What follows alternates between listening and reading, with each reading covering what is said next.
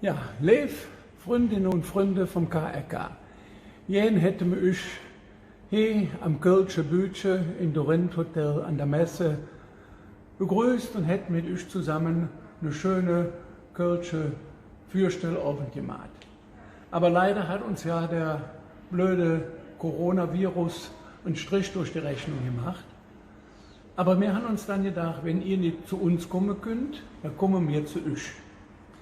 Wir haben in den letzten Wochen mit viel Spaß und Freude Videos erstellt von unseren Künstlern, die sich dieses Jahr präsentieren wollten.